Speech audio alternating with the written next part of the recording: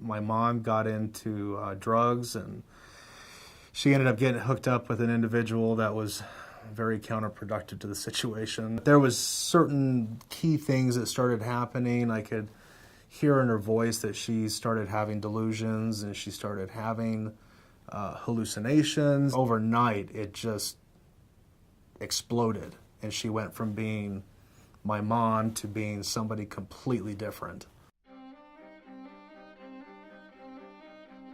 I guess the catalyst to this whole time here at Idaho Youth Ranch was my mother and her boyfriend had went down to a bar one night, and I can always tell when my mom was drinking. Her hair gets frizzy when she drinks.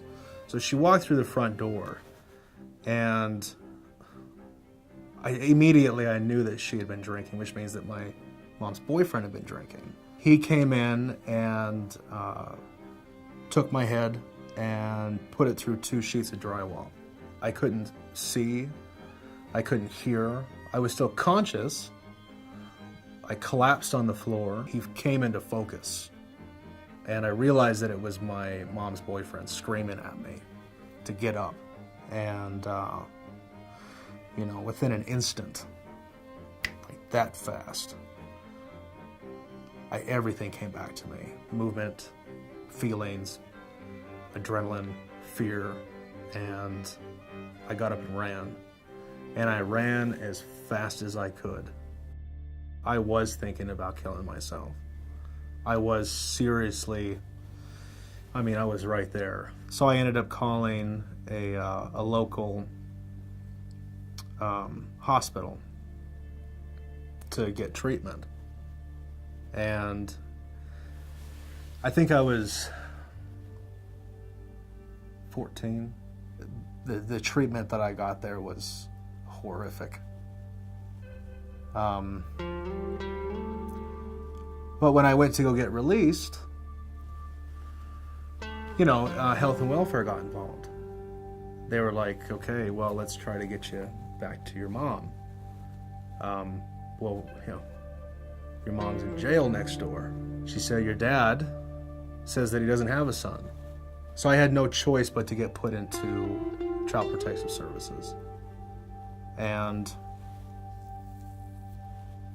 my caseworker, Susie Vincent, a beautiful lady, she gave me a choice, which was a beautiful choice at the time. Do you want to go into foster care, or do you want to go into a shelter home situation? I said, I'll go to the shelter home. And she said, okay. She said, there's a place called Hayes Shelter Home. She said, they're involved with Idaho Youth Ranch, and at that point, I really didn't know Idaho Youth Ranch any other than the thrift stores. You know what I mean? I didn't know that they were involved in any type of child programs whatsoever. And from that point, I did everything that I could to benefit the situation. I interacted in groups. I did use the staff. I tried to help the other kids in the program. I absolutely gave everything that I had to Hayes Shelter Home because I understood that these people are not there to hurt me. I don't have to have my shell anymore. I don't have to have this protective layer. I can be vulnerable with them, and they're not going to take advantage of that. They're not going to attack me. A lot of times life seems as if it's too heavy, and you're driving your motivation, it deteriorates. But if you have somebody there to help you, to support you, to give you encouragement, to give you drive, or to facilitate your drive, there's no limit to what you can do. Absolutely none. And I learned that here.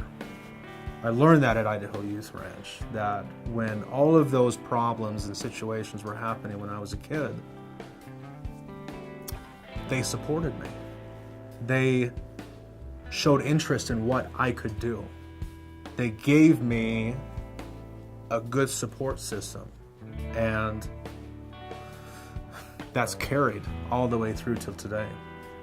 And I have full faith that it'll carry the rest of my life. I mean, I've made lifelong relationships here.